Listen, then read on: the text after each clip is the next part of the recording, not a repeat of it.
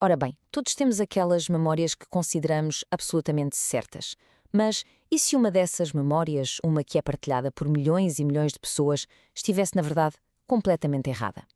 É aqui que entramos num mundo estranho das falsas memórias coletivas e vamos descobrir o quão traiçoeira a nossa mente consegue ser. Para percebermos bem do que estamos a falar, acho que nada melhor do que começar com um pequeno desafio. Portanto, preparem-se, porque a memória vai ser posta à prova agora mesmo. A tarefa não podia ser mais simples. Das imagens que vão surgir, qual é o logotipo da Fruit of the Loom que a memória diz ser o verdadeiro? Aquele que parece estar presente desde sempre. Qual deles é? Já uma escolha? Ótimo. Guardem bem essa imagem na cabeça. Um destes é de facto o logotipo real. O outro é uma história completamente diferente. Vamos lá ver qual é qual. E a resposta correta é esta. Pois é, nunca, mas nunca houve uma cornucópia no logotipo da Fruit of the Loom. Se a escolha foi a outra imagem, calma, não há problema nenhum. Não estão sozinhos. Acabaram de experienciar em primeira mão o chamado efeito Mandela visual. O que acabou de acontecer é um exemplo perfeito deste fenómeno absolutamente fascinante.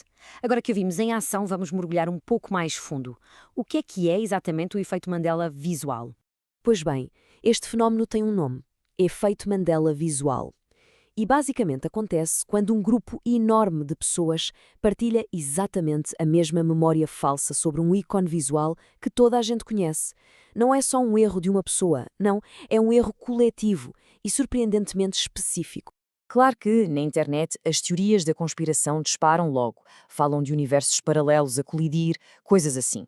Mas a psicologia tem umas respostas um bocadinho mais com os pés na terra, e são essas que nos interessam aqui. O que é realmente curioso é ver outros exemplos clássicos. Olhemos para o C3PO da Guerra das Estrelas. Há imensa gente que juraria a pé juntos que ele é todo dourado. Mas, na verdade, ele sempre teve uma perna prateada. E o Pikachu? A cauda dele tem uma ponta preta? É um erro incrivelmente comum pensar que sim, mas não, a cauda dele é toda amarela. E para terminar, o logotipo da Volkswagen. Reparem bem, muita gente recorda-se do V e do W colados sem qualquer espacinho entre eles, mas a verdade é que o espaço esteve sempre lá. São estas memórias falsas, específicas e partilhadas que definem este fenómeno. Mas isto não é só uma curiosidade da internet. Atenção, a ciência levou este assunto a sério e decidiu testá-lo em laboratório. E o que é que eles descobriram?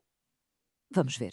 Então, numa experiência fundamental, os investigadores pegaram em 40 ícones super conhecidos e mostraram-nos a 100 pessoas. Para cada ícone, havia 3 opções: a imagem certa, a imagem da memória falsa e uma terceira também alterada.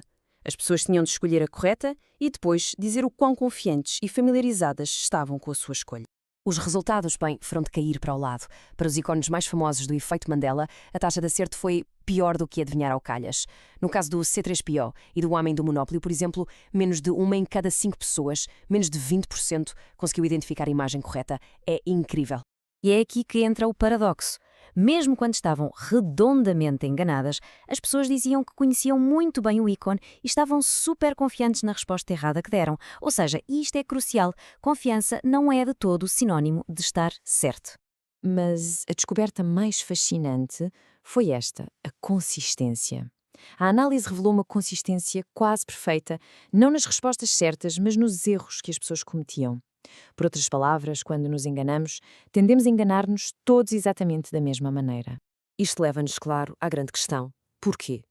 Qual é a explicação para este erro coletivo tão estranho? Há uma teoria principal, mas, como vamos ver, se calhar não conta a história toda.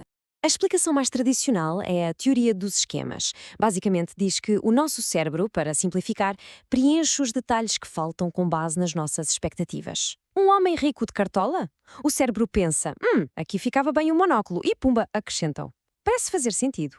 Só que esta teoria não explica porque é que isto acontece de uma forma tão específica e consistente para estes ícones em particular e não para outros.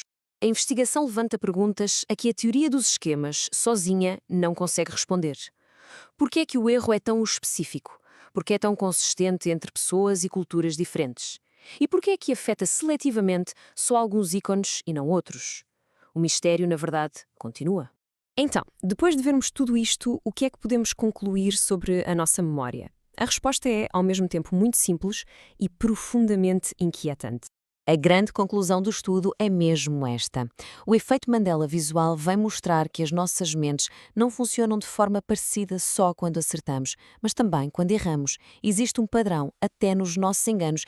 Portanto, a lição final não é que temos uma memória fraca. É que a memória humana, pela sua própria natureza, não é uma gravação de vídeo. É um processo ativo, uma reconstrução.